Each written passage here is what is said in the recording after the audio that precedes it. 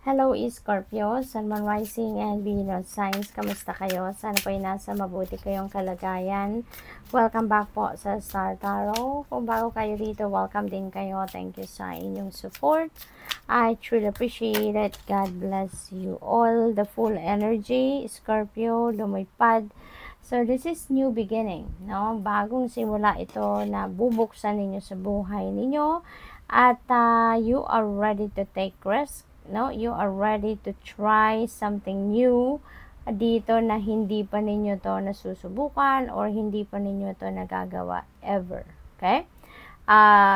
Handa na kayo ditong pumasok sa isang sitwasyon na hindi ninyo sigurado kung ano ang dadatnan ninyo doon or kung papaano ninyo ito ina-navigate na sitwasyon na to. But malakas ang inyong loob, desidido kayo na pasukin ang sitwasyon na to because you know that God is with you. You know that the spirit team has your back at tutulungan kang mapagtagumpayan kung ano man ang journey ninyo dito. Eight of Pentacles, this is work related, no? Siguro merong financial reward na maaring ma-receive ang iba sa inyo dito is Scorpio. Pinapakita dito sa card kung gaano kayo kasipag, 'di ba? Tingnan niyo yung gagamba, gumawa ng web niya at siya lang mag-isa, no? So pinapakita dito na you can work all by yourself. You can work independently, pero matagumpay mong nagagawa ito kahit mag-isa ka lang.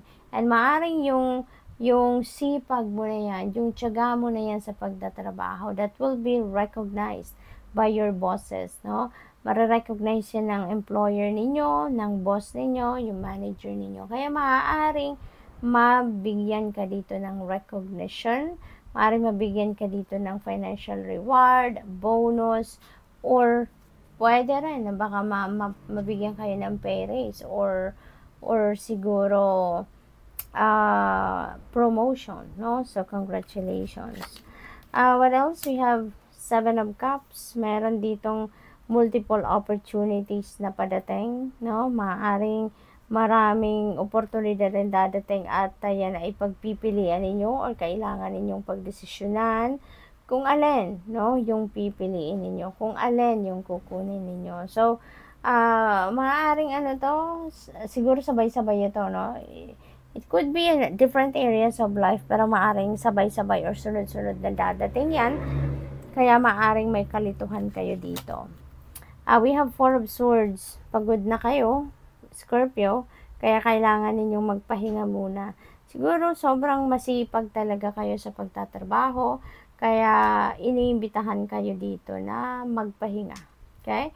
Magpahinga, matulog, mag-recharge kayo ng inyong katawan para handa kayo, no, sa dito sa transition na mangyayari.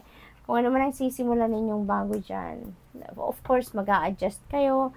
Medyo sa una mahihirapan siguro kayo sa transition, kaya kailangang handa kayo physically, mentally, emotionally, and spiritually fit and ready kayo para handang-handa kayo, no?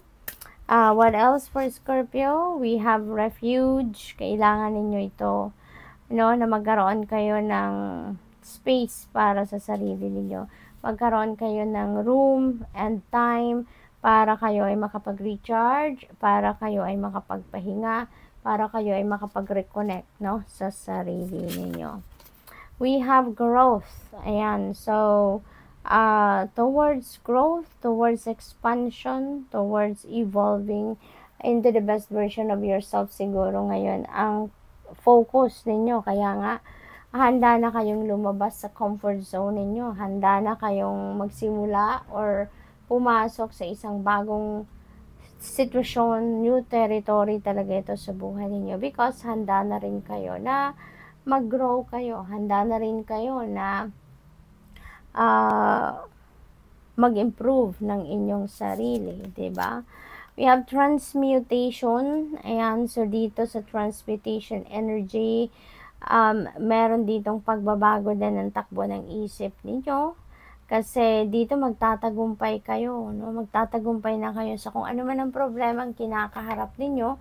You are going to see the light at the end of the tunnel dito at you're going to rise above your situation. So, kung ano man ang pinanggagalingan ninyong difficult situation, yan ay parang it will fade away na from here on. Kasi mapagtatagumpayan mo na. Mahahanap mo na ang solusyon, mahahanap mo na yung paraan kung papaano mo mapagtatagumpayan ang challenge na ito. So, what else for Scorpio?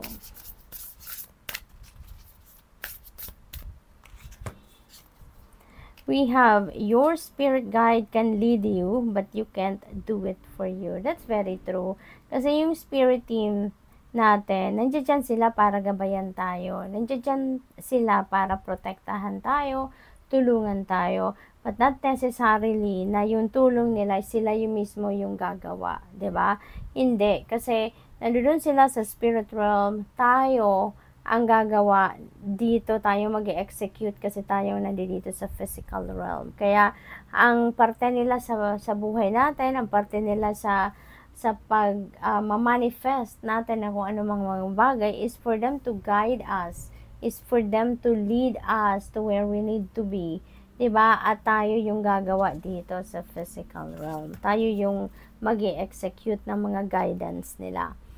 Trust in the wise spirits and your prayer will be answered. Ayan. So, kung nagdadasal tayo sa spirit realm, dapat naniniwala tayo sa kanila. Talaga, 'di ba? Dapat naniniwala tayo na yung mga dasal natin ay mapapakinggan at ibibigay sa atin kung ano man ang tulong na kailangan natin for our highest good. 'Di ba? Kasi hindi naman pwedeng nagdadasal tayo pero hindi naman tayo nag-e-expect na sa good or hindi naman tayo naniniwala na tutulungan tayo. So, that case, for sure, talagang parang walang ding mangyayari, hindi ba? Parang hindi rin yan ibibigay sa atin kasi hindi naman tayo naniniwala sa kanila. Kaya dito, magdasal tayo and with all the faith, no, nandyan, ibuhos natin, 'di ba? Ang tiwala natin na papakinggan ang mga prayers natin, papakinggan yung mga dasal natin, papakinggan yung mga pakiusap natin. Kaya importante din na lagi din nating pinapakinggan ang intuition natin. Kasi they are going to help us through our intuition by sending us guidance, 'di ba? By sending us symbols, synchronicities or signs, no, na yun ang gagabay sa atin, magtuturo sa atin kung anong dapat nating gawin. Isa pa, when they are answering our prayers, they're also sending us help through other people din. Kaya pag meron din tulong na lumalapit sa atin, kunyari meron taong nag-initiate ng tulong sa atin, may nag-o-offer ng tulong, let's also learn to accept help, 'di ba? Kasi maaring yan na ang tulong na pinapadala sa atin ng universe. Maaring yan na ang taong kumbaga sugo or pinadala sa atin ng divine universe para mag-provide sa atin ng kung ano yung kailangan natin, 'di ba? Maaring yun na ang sagot sa ating mga dasal. So, tingnan natin kung ano pa ang ganap. We have lost but never alone. Ayan, huwag kayong mag-alala, no? Huwag kayong mag-alala. Even if feeling ninyo walang tumutulong sa inyo, walang lumalapit sa inyo, but the spirit realm is always there. Huwag ninyong iisipin na mag-isa lang kayo. Kasi maybe, dito sa physical realm, maaring kayo lang, you're all by yourself, you're all alone. But in the spirit realm, hindi kayo nag-iisa, marami kayong kasangga. Panginoon, nandiyan dyan. Yung angels ninyo, nandiyan dyan. Yung spirit guides ninyo, nandiyan dyan. Yung ancestors ninyo, nandiyan dyan. No? Kaya, hindi kayo nag-iisa at hindi kayo mag-iisa. Okay? You can always ask for help, no, from them. Guidance from them. Enlighten from them. Hindi kayo papabayaan, no? So, good luck and that's all I have for you for today. Thank you for watching. Love and light. Namaste.